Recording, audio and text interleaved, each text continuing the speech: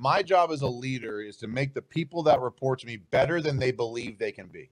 I want to make people better than they can believe they can be, to prove to them what they're capable of. And that's really where you change somebody's life. When you can show them that they're worth more than they believe they're worth, that is when you unlock just an incredible different human. Like, I have some clients, I'm like, damn, I unlocked a monster in that moment. Like, you go from like kind of insecure to this just like absolute powerhouse of a leader. That's really like, you are changing generations of a family when you do that effectively as a leader.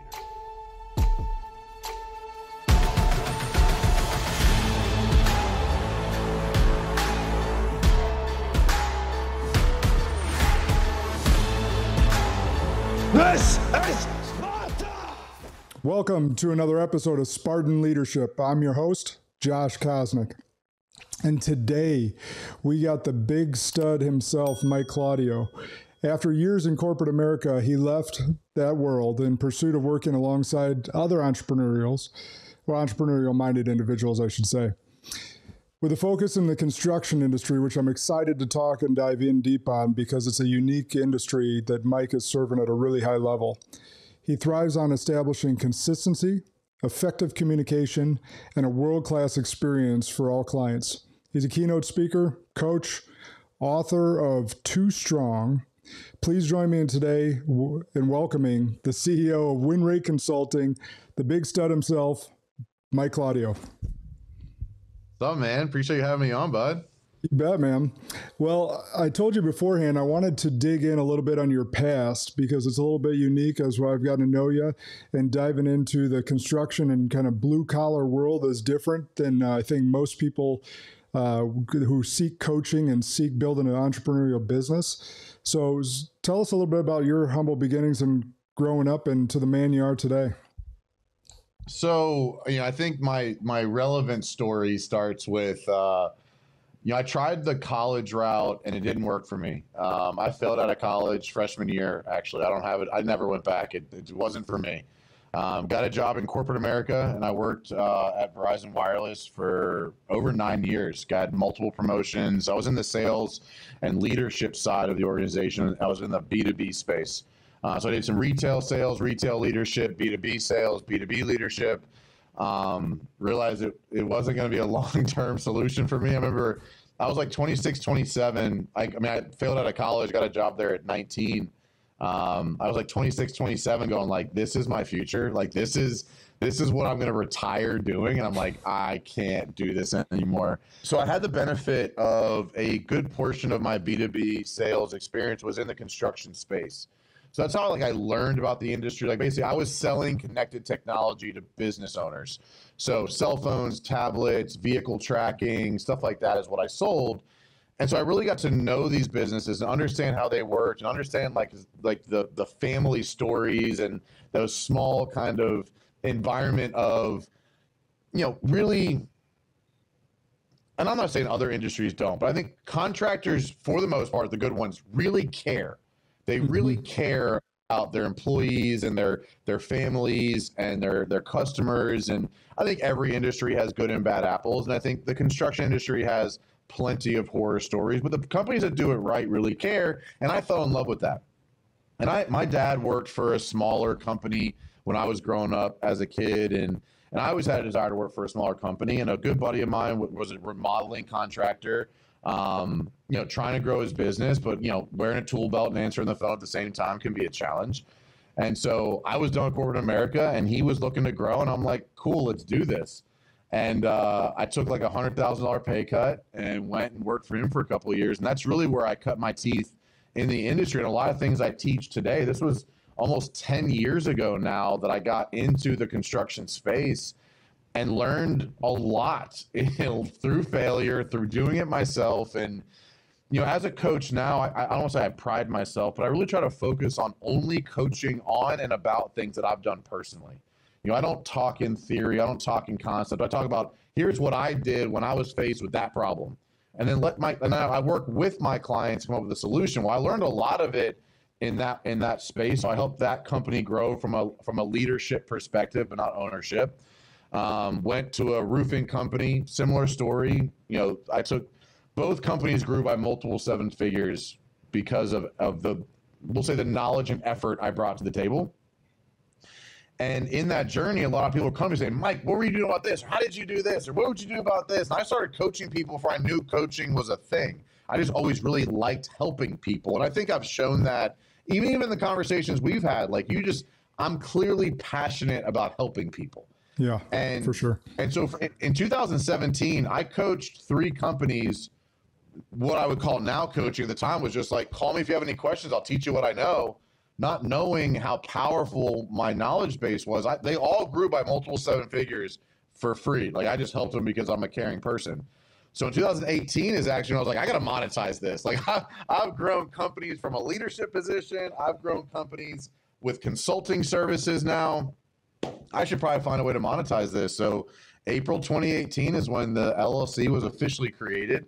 I was still vice president of the roofing company at the end of 2018. I decided to leave that role and go full-time coach, and I've been coaching full-time ever since. I've I call successfully coached over 300 companies now in the last 4 years. I say successfully because I've always offered a money-back guarantee.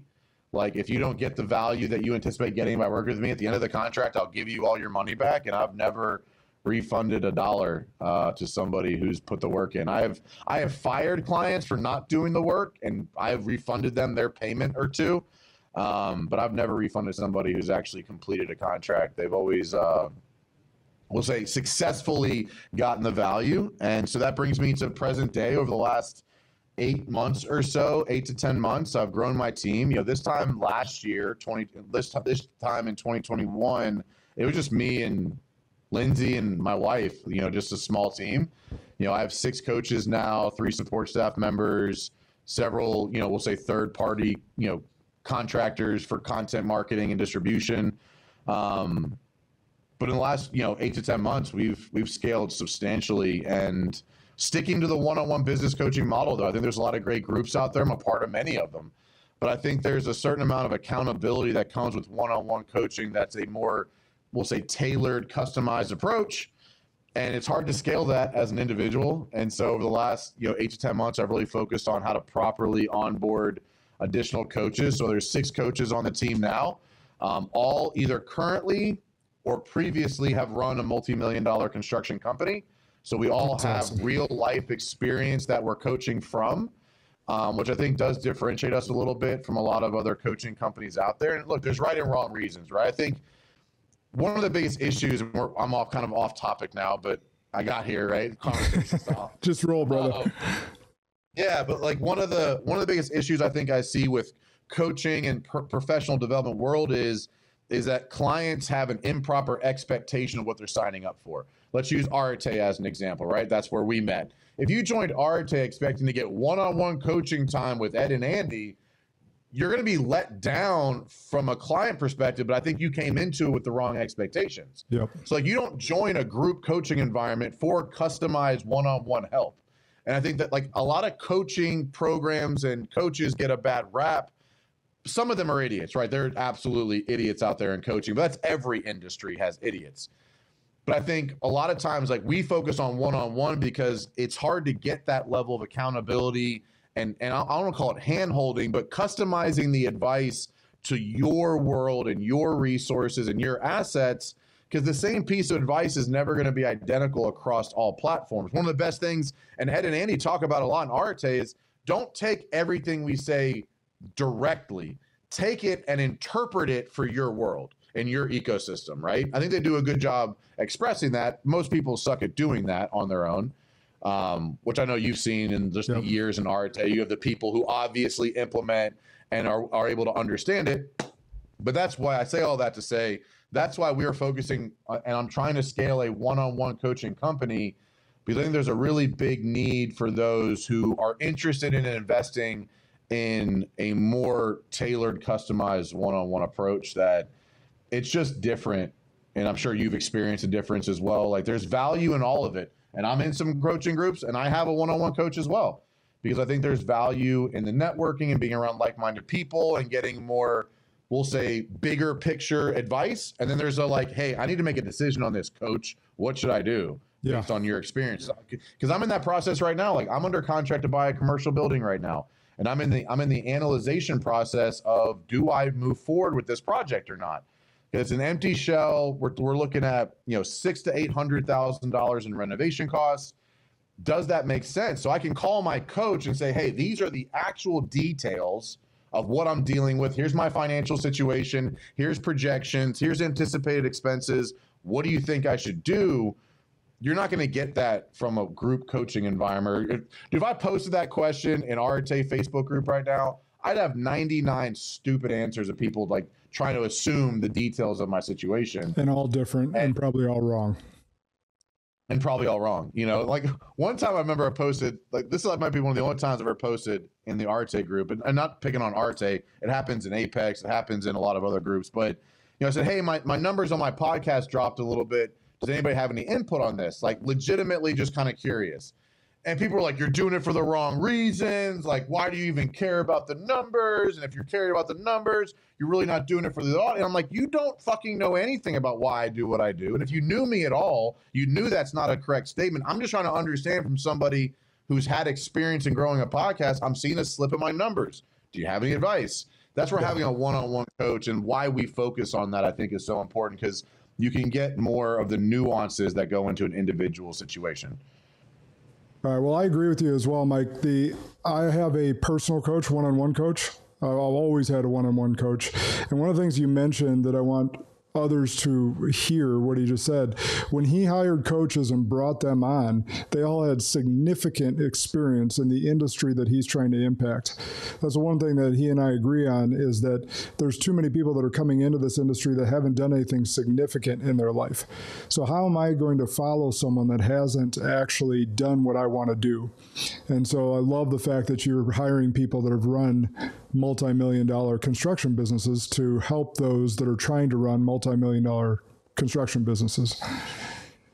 So it's great work on your simple in concept, but so many people, I think, get lost in the highlight reel of social media and the highlight reel of the value prop and the promise of easy wins and money. And like, if someone's pitching you, it's easy, they have never fucking done anything in their life.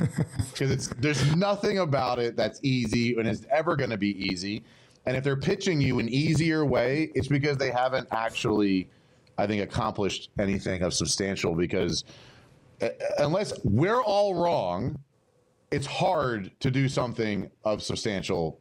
It's hard. It's supposed to be hard. And anybody saying it's not supposed to be hard hasn't actually done anything that's, well, and I don't say maybe they've done something substantial, but not sustainable. Correct. And I think people like you and me exist to help make it easier, but neither of us are going to tell our clients that it is easy. Never. Or anybody, my kids, my wife, my clients, my employees. If you want anything that's real, it's supposed to be hard. That's what makes it worth it. Like, I don't know about you, but anytime something comes easy to me, I get bored and I devalue it very quickly. Correct. Especially something that used to be hard and then I made it easy, like podcasting or YouTube or whatever. At the beginning, it was hard. Now it's easy, so I don't value it as much. So I have to go challenge myself elsewhere and continue to get out of my comfort zone so that I feel alive. I think so many people are looking for a comfort retirement.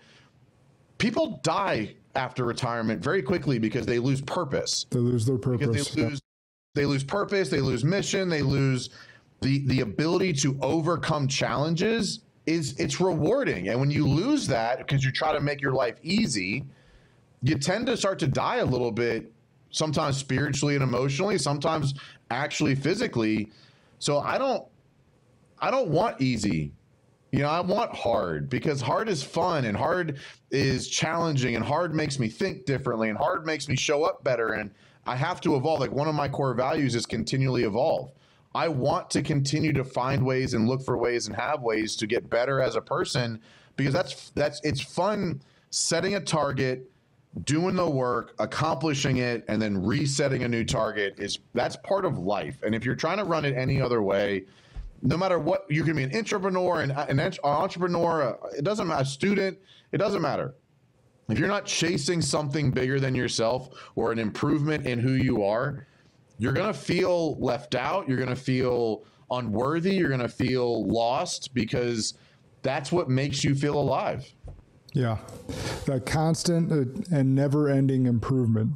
Kanai mindset. Constant, never-ending improvement. That's what you're chasing and going after. I love it. So you chose an industry. Obviously, you told us your background. You went into it. You went into roofing, and you kind of stumbled into helping many other business owners, entrepreneurs, et cetera, in this industry. But I think in society, we're demonizing some of the blue collar work. Whereas we're pitching as a society that we have to go get these 4-year degrees, graduate college. You and I both college dropouts, or as you said, failed out of college. I say it the nicer way, like I dropped out, like it was my choice. But either way. I got kicked out. Yeah. You got kicked out? Oh, there's no other one. Yeah. Yeah.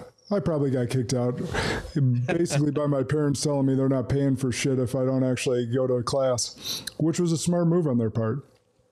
But either way, the society as a whole is saying, go get this 4-year degree, go invest in yourself, which is really spending money to these 4-year colleges and coming out with an infinite amount of debt, earning 40 to 50 grand a year, when you could go to trade school and come out potentially earning 6 figures or higher.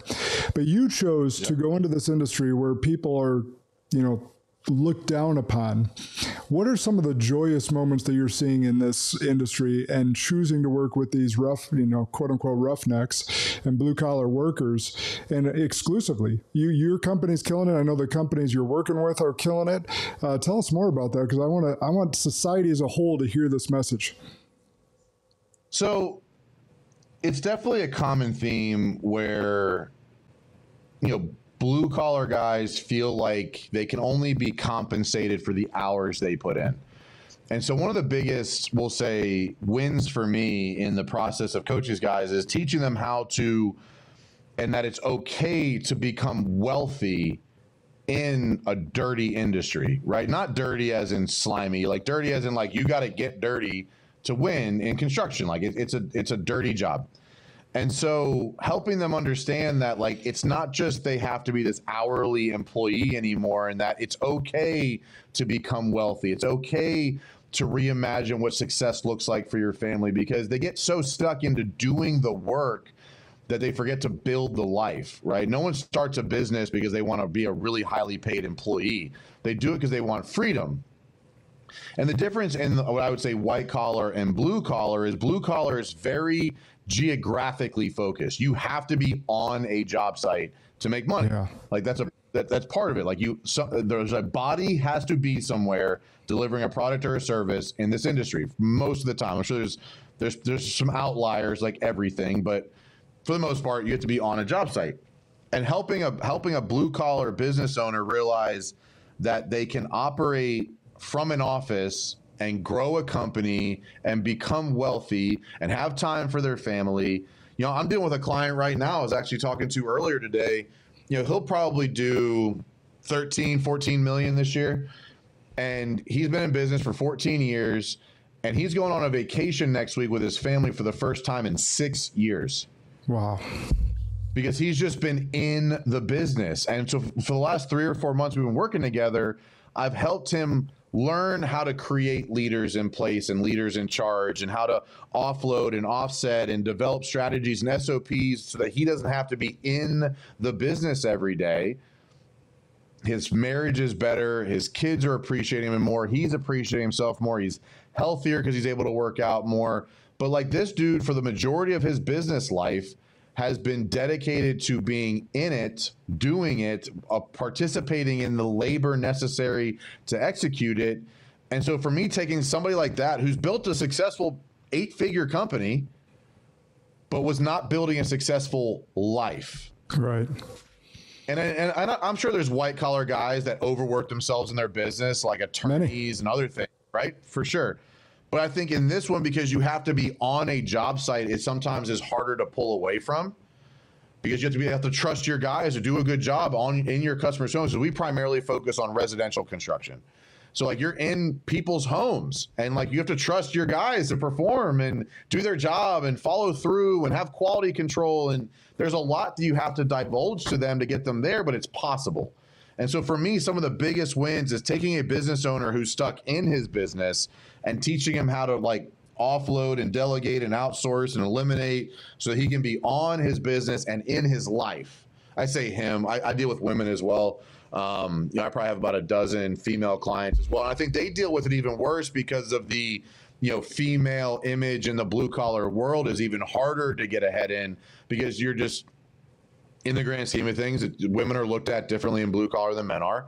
Mm-hmm. I think it's probably similar in a lot of industries, but I think the woman has a little bit more insecurity about it going into a man's world and trying to win. And so I think helping them, I have several female clients that teach them how to be confident in their decision making, teaching them how to push back and when to stand their ground and when to be comfortable and confident with something and how to communicate that something to help to get a more desired outcome. That's where I like creating leaders. I appreciate your podcast is built around that, but I really, really I get the most enjoyment out of taking a business owner who's basically just an overpaid employee and turning them into a leader. Because then now my value is, and my impact is being multiplied through them. Because I've never done this for the money. I literally started doing this not even knowing what it was, just to help people. And so my goal and my mission in life is to make an impact with every conversation I have. Well, if I can take a business owner such as that one I just referenced, he's got 40 or 50 employees, turning him into a leader now multiplies that impact indefinitely and almost unmeasurably indirectly through the ranks of his company by creating leaders in place and putting them and then turning them into leaders in charge and helping people within his organization build confidence. Because someone asked me the other day, what's the number one role of a leader? Well, how would you answer that? What would your opinion be? What's the number one role of a leader? To instill values and what's the word I want to use here? It's basically infusing values to build them up to feel like they can do their job at the highest level possible and lead the organization with or without me. So I think we're probably saying the same thing. I might say a little differently. My job as a leader is to make the people that report to me better than they believe they can be. Yeah. I want to make people better than they can believe they can be to prove to them what they're capable of. Right. So especially as a business owner, when you feel like you're worth $1 million, you're going to cap yourself. You're going to make decisions such as you're worth $1 million. If I can show you how to be worth 5 million, you'll make different decisions as if you were worth 5 million. All of a sudden, oh my God, look, we 5x'd our company in 2 years. And so I like helping people, and I coach leaders. But it works for employees as well. My job is to make you better than you believe you can be on your own. That's great. Some of that through organizational skills, communication skills, planning skills, goal setting skills, general how to develop core values and mission and vision statements, how to plan ahead, how to contingency strategy, how to develop communication and a chain of command within your company. Those are things I help people do so that they can start to believe that they are actually more powerful and influential than they believe they are. And that's really where you change somebody's life. When you can show them that they're worth more than they believe they're worth, that is when you unlock just an incredible different human. I have some clients, I'm like, damn, I unlocked a monster in that moment. You go from kind of insecure to this just absolute powerhouse of a leader. That's really you are changing generations of a family when you do that effectively as a leader. 100%. You can sit back and smile at the influence that you have, but at the end of the day, they did it. And it's just 100%. Allowing them to be who they truly were meant to be. So you talk about it often about win fast, win often. I think I want to get to that point. One of the things that came to mind is you and your team are so fitness oriented. Do you help this industry as well, or the people that you're coaching in that regard? And let me preface this. In college, before I dropped out or was kicked out, however we want to put it, I was a laborer for a mason one summer. Dude was probably 400 pounds. He needed people like me to tug mud, to wheelbarrow mud, to sling bricks, all that different stuff, because he was too fat to do it himself. So he would just sit on his rump and and do the work that the mason does, but I did all the labor work. So the industry is quite known as being kind of fast food, tobacco oriented on the site, not healthy in that regard. I see you and your team busting your ass in the gym, working out all the time. I got to imagine that's part of the influence that you're having for those that you coach. So it does end up being a part of it a lot of the time. It really, what it starts with is teaching people how to prioritize and utilize time management skill sets so that they can open up time to do things they're passionate about, right? Because sometimes it's fishing, sometimes it's hunting, sometimes it's hanging out with their kids, sometimes it's golf, sometimes it's fitness, right? And so what we do is we help people define what a win looks like to them. What does your ideal life look like? What does your impact look like? What do you want? What does the ideal version of you look like? And there's some people that I have, they're clients, and they have no interest in becoming more fit. They're generally satisfied, but they want to be a happier and more present father or wife or husband, maybe friend. Maybe they want to spend more time with their friends because they feel like they've been neglecting them. And so fitness ends up being a part of a lot of people's ideal life. Most people are dissatisfied with their body image and they want to be healthier or more fit. But it really starts with teaching them how to prioritize and utilize time management to make time for the priorities in their life. Typically, when you do that and you start taking away some of the bad habits like tobacco, marijuana, drinking, things like that, like I've helped several clients get sober because I could show them what's on the other side of that. Yeah. And most people, most business owners, and I think you'd probably agree with this, are the most successful, wealthy, best in shape person in their circle. And then you get into a bigger pond, right? You spread your wings a little bit. And you're like, shit, I'm broke, out of shape, and fucking miserable. I thought I was happy. What happened? Right? And so, typically what happens when you get around a group of like-minded people who are striving to get better, which, we have over 100 clients now in our program, you get around other people. It's still a very small group, but you realize like you're not alone. Right. And so your desire to want more when everybody around you is like, dude, why aren't you satisfied? You got everything. Why are you not happy? It's because you're not being driven. We talked about earlier. You're not on a mission anymore because you got satisfied and complacent because the majority of the people you're around are okay with that. Yep. And that's not a bad thing. Like, I'm not here to tell what should or shouldn't make somebody happy, but don't satisfy and don't settle and also tell me you're unhappy. You can't have both. You can't be, hey man, I'm just good where I'm at. Are you happy? Nah, not really. Okay, well then you're an idiot. Like, keep moving. And so, but it starts with developing the image. I try to get people to answer two questions pretty commonly. It's, who do you want to be when you look in the mirror, and what do you want to be known for? Those are the two questions that I like to ask people on a regular basis. And if you can answer those two questions, then your core values, your mission, your journey, decisions in your life, what you are doing, what you're not doing, your habits, your priorities, your community, everything will change if you can get clear on those two questions. Who do you want to be, and what do you want to be known for? Because then, like you're stuck with you at the end of the night. You know what I mean? Like, you're stuck with you. You know the decisions you made today. You know who you want to be. You know what you want to represent. You know what you want to be known for. And you can lie to everybody around you about how well you're doing in that.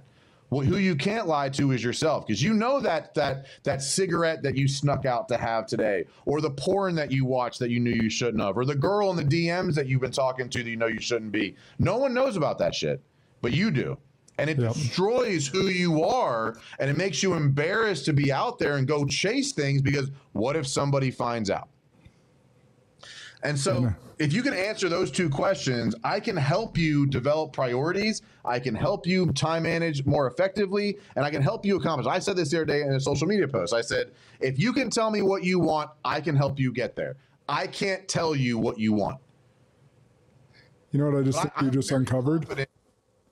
What? You just uncovered why good men, and women for that matter, don't run for political office. Oh, 100%. 100%. Because they're afraid of that person that might get uncovered. Well, if you live to your values, if you live up to who you want to be and what you want to be known for in every decision, whether people are watching or not, people don't get cocky. They just get unafraid of you finding out the truth. I'm not like, you could come at me, look behind the fucking curtains. I'm not afraid of it. Like, do I yell at my wife sometimes? Yes. Do I yell at my kids sometimes? Yes. Am I proud of it? No. But I'm also not afraid to talk about it, because talking about it allows me to evolve and get better.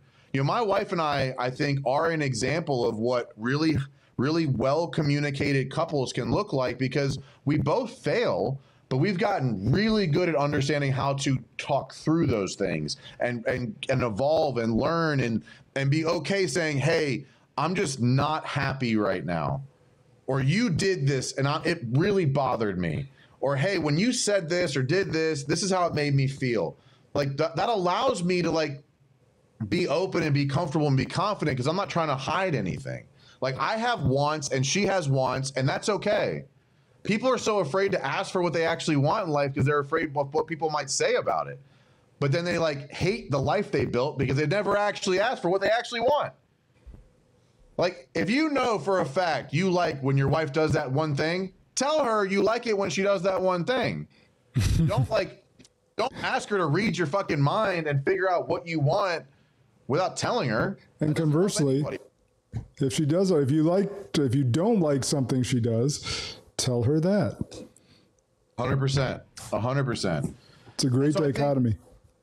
When you look at it from that perspective of, if you can tell me what you want, I can help you get there, because I'm really good at the strategies around time management, prioritization, communication of initiatives, development of initiatives, understanding strengths and weaknesses, and how to develop strategies around both of those things to get your team on board, and how to be an open, vulnerable, and authentic leader are things I'm really good at teaching people.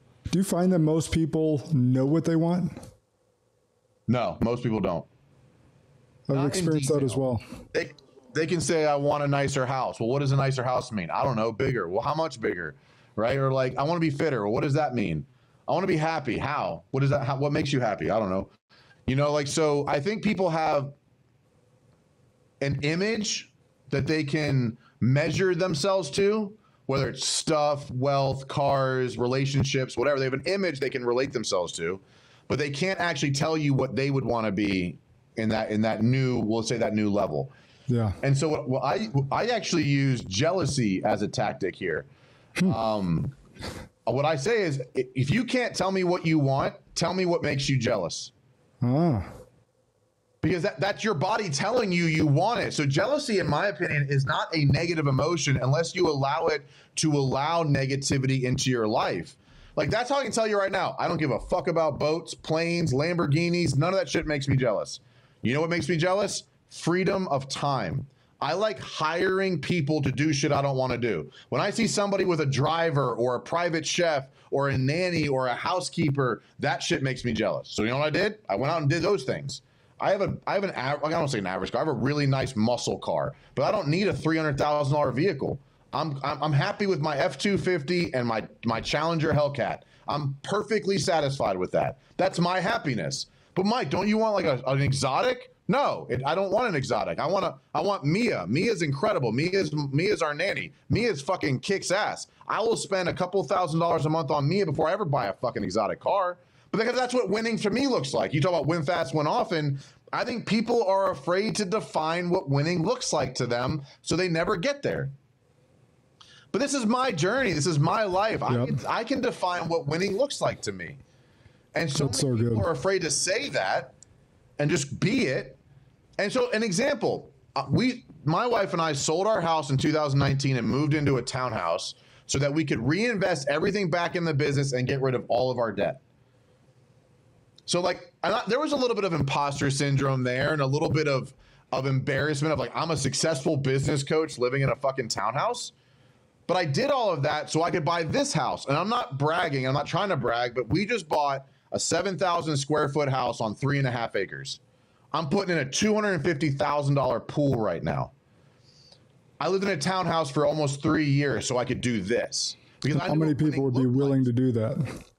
No one, because they're embarrassed or afraid or just like, I'm not downgrading. Okay, cool. Then you're never going to upgrade. And so I'm not afraid to like go all in on what winning looks like to me so that I can spend my money the way I want. That's really good. I lived in a townhouse and drove paid off cars for a couple of years. But that's so I could have this house. I didn't know this house existed when we made that plan. I didn't know how I was going to pay for it when we made that plan. But I could tell you if we wouldn't have done that, we wouldn't have it. And you took the necessary steps and sacrificed and worked your ass off. And now you get to do the things you want to do. And it's a stepping stone. It's not a destination. Like, this is now where this is the next base camp. If I'm going up Mount Everest, now I'm going to sit here for a little bit. We're going to acclimate. I'm going to go make a bigger impact some way. Between the nonprofit we started and the way that we're approaching our team right now and the way that the mission is growing, this is just a base camp along the journey. This is not this is not the peak. This is not the top. And this is base camp 2. Like, I have plenty of growth to happen, plenty of growth to go. But like, we wanted a big house on land because we wanted to homeschool our kids. We work from home. We live from home. We wanted space. Yep. And so we did everything as a couple because we were on the same page about what does winning look like to us? What does our ideal lifestyle look like as a family? And then we went and manufactured the shit out of that. You know, like, one of the steps was last year I had to retire my wife. At 30 years old, my wife doesn't have to work anymore. She works for the business now because she's passing out the mission, but I couldn't, like, one of our things was, like, we literally built a vision board 6 years ago that we have checked every box on. Time for a new vision board, brother. We're on it. So every quarter, my wife and I do a SWOT analysis of our life and marriage. And one of our biggest threats right now is we're struggling dreaming bigger. So like, we're going to sit here and we're going to acclimate to because we're only like 2 months into this house. Like, we're still getting settled, right? The pool's not done yet. It's still under construction. Like, there's still a lot of moving parts.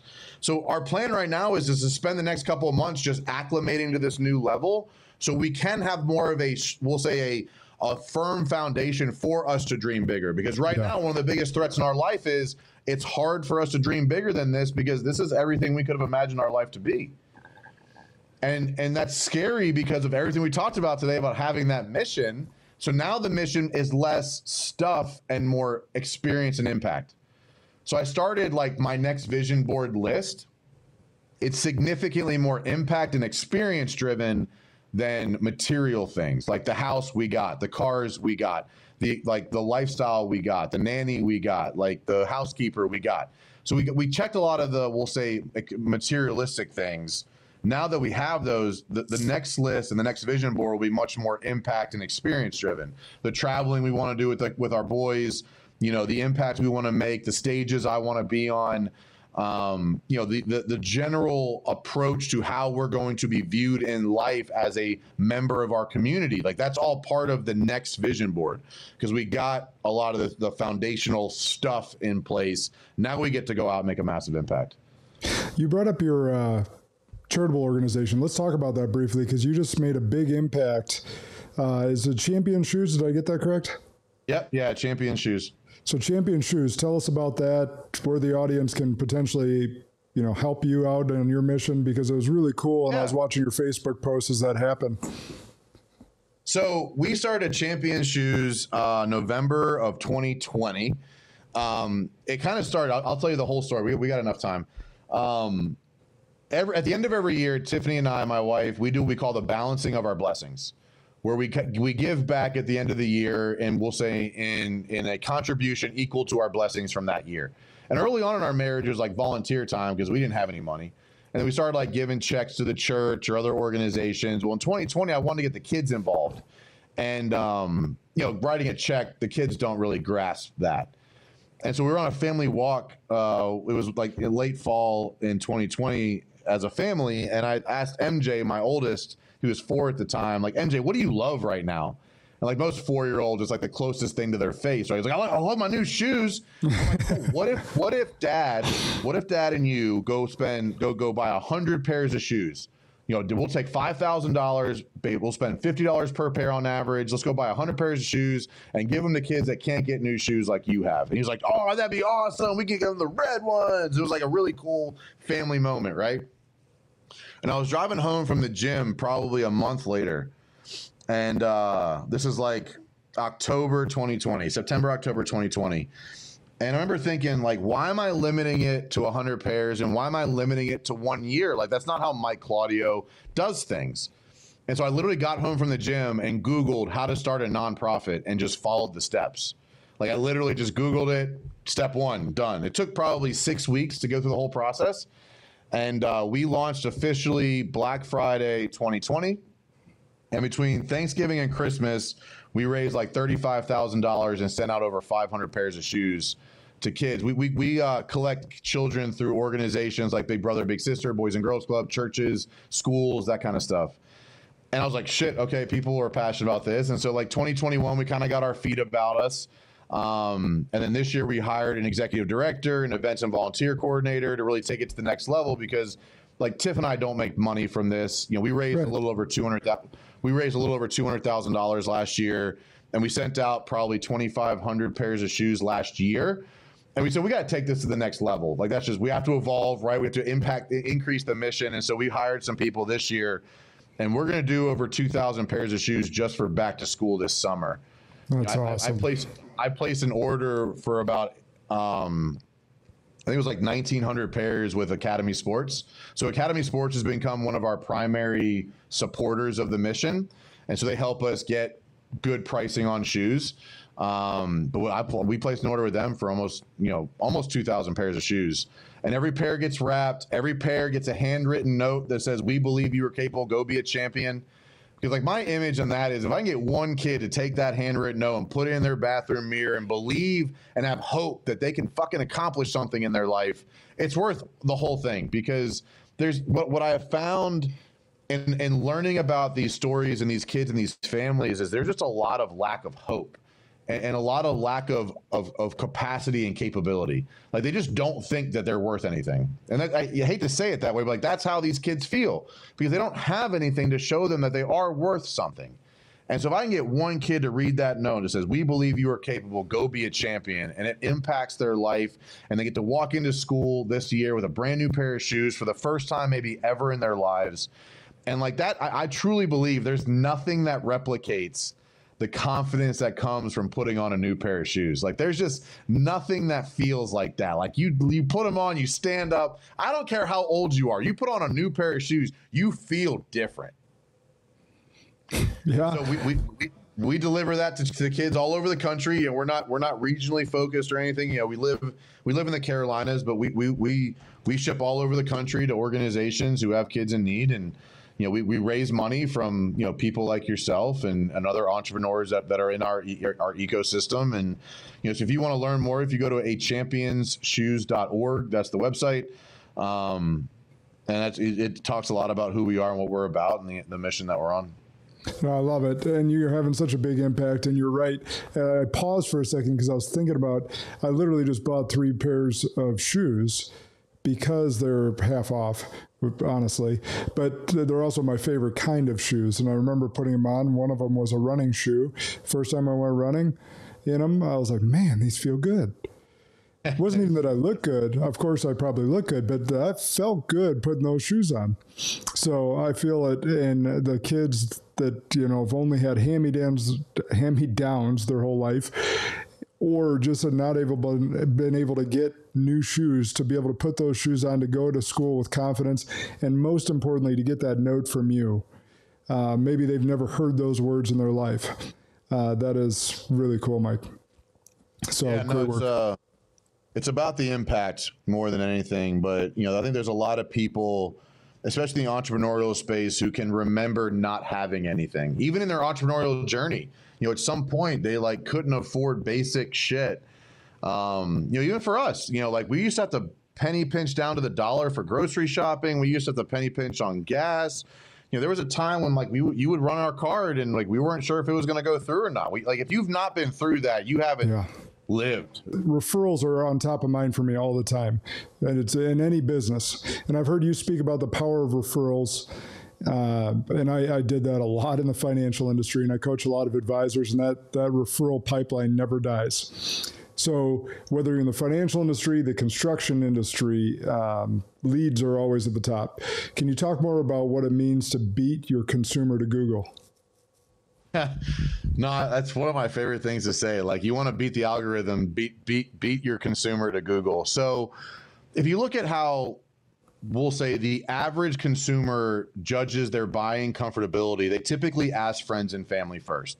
They look for somebody who's done something similar and said, who did you use? Did you like them? And so that can go for you or against you, right? Like bad referrals can ruin a company pretty quickly, right? Like when, if you have a bad customer experience as a standard, or you don't communicate proactively, or you don't call people back, that word's going to get around just as much as if you do. And so my opinion, like when I first joined those smaller construction companies, there wasn't a marketing budget. So I couldn't go buy leads or build funnels or run ads. I had to go pound the pavement, build relationships. And that's how, and I'm not against advertising and funnels and lead purchasing. I just think it's a very low end customer base. And I'm not judging the customers, but like, do you really want to do business with a person who doesn't have a friend to ask? Like really, like that type of client you want is the one who's going to the internet because they don't have a friend to ask. And for different things, right? Like I think, referrals are more difficult in the service world. Like, let's say a HVAC company, right? If someone's HVAC goes out, they might call somebody, but they're probably going to Google it. That's a little bit of a harder environment. But if it's more of an elective service, like kitchen remodel, getting a roof replaced, a deck, a pool, a financial advisor, like they're electing to do that. They're going to do more due diligence over longer periods of time, and they're going to ask more people. And if you don't believe me, ask yourself, when you want to buy something, do you ask somebody or do you Google it first? And you might Google it first, but then you're still asking some people before making a final decision. If that's how you make a decision, I mean, how many times have you Googled somebody, asked a friend about it, like, oh yeah, you don't want to do business with them? You're going to go based on your friend's referral, not the 100 5-star reviews that Google has. And so I want to get to the people who are in a trusted advisory role of my ideal client, right? So for you, it might be CP as a financial advisor, it might be CPAs, right? I want to go to the CPAs who focus on business accounts because those are the type of clients I want. And when that client says, hey, who should I use for financial advising? They're gonna take the recommendation of their CPA because that CPA is already in a trusted advisory role for that end user. Yep. So I like targeting people who are in a trusted advisory role of my ideal client. Right? If we're looking at homeowners, I deal with residential construction, real estate agents, financial advisors. Those are great. Like if you're a higher ticket contractor and you're looking for higher, let's say multi-6-figure projects, that 45 to 65-year-old ideal client of yours is probably not Googling it or asking a friend. They're probably going to their financial advisor saying, hey, what's the best way for me to put 300 grand into my house? Right. So I started targeting financials advisors saying, hey, do any of your clients ever ask about what's the best way or who's the best contractor to do a large scale remodel on their existing home? Great. I'd love to see if we can do business together and see if you feel comfortable enough to refer your clients to me. I did that successfully for years because my ideal client, this was probably, almost 10 years ago, that 45 to 65-year-old wasn't on the internet yet. They weren't on social media 10 years ago, as much as they are now. Yep. And so how do I get to them? Well, who are they asking? Their financial advisor was at the top of that list because they want to know how to spend that money correctly. So I want to beat you to Google, and that's how I beat all my competition that's spending all that money on Google, because referrals are free. I mean, it doesn't cost you anything other than just being a good, consistent person. If you can do that, you'll win. If you can't, change, get better. I would say two things there to reiterate your point. Your network is your net worth, and you're leveraging your network. Leverage is the second point that I want to hit on there. This is what wealthy people do to win, is they leverage not just their money. A lot of times when people think about leverage is leveraging my portfolio, leveraging equity in my home. The best and the wealthiest people leverage their network to be a connector, to build that trust, as in Mike's scenario here, to find, not only build the trust, but to find referrals before Google does. So, and Google, by the way, is selling ads and there's companies that are search engine optimization, SEO companies, that are selling their services to put you on the top of the Google list.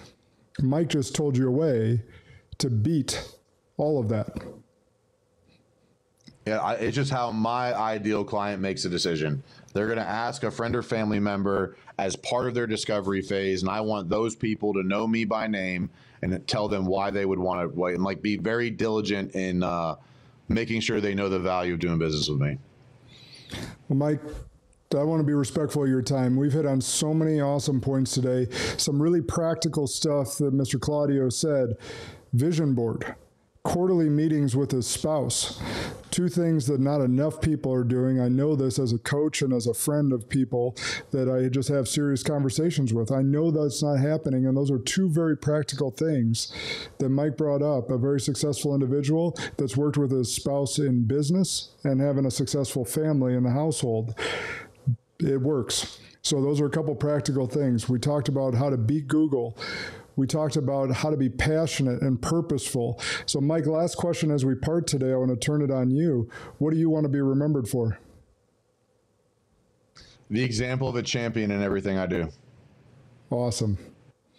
And I know you're living that as we speak, not only through your charity, but how you're impacting your clients, the people that work for you, me. You've been helpful to me as I started this new journey as well. Our Arte brothers and sisters that anytime they reach out, I know you're picking up that phone. So, man, you are not only just a great person, you're an example to everything that you're saying. So I really appreciate you. I appreciate you having me on, man. I appreciate the conversation. And if I can do anything to help you in your journey, you know, I'm just a phone call away, bud. Appreciate that. Tell the audience where they can follow the Big Stud. I keep saying the Big Stud. I didn't say it's the Big Stud podcast, the Big Stud himself, Mike Claudio, but where else can they follow you and find you? So the Big Stud podcast, if you go, it's at Winrate Consulting on Instagram. But if you just go to MikeClaudio.com, that's where you'll find the links. So my YouTube channel, my podcasts, my websites, my mission, all that stuff. So MikeClaudio.com is probably the best single point research. But if you want to follow me on Instagram, at Winrate Consulting, and then the Big Stud podcast. If you're into podcasts, which you obviously are because you're listening to this, hop over there and give it a listen. I'd love to hear from you and engage with you. So if you're listening, let me know. Perfect. Well, thank you again, Mike. And for everyone listening, as always, remember, good and great are the enemy of possible. Well, until next time, have a great week.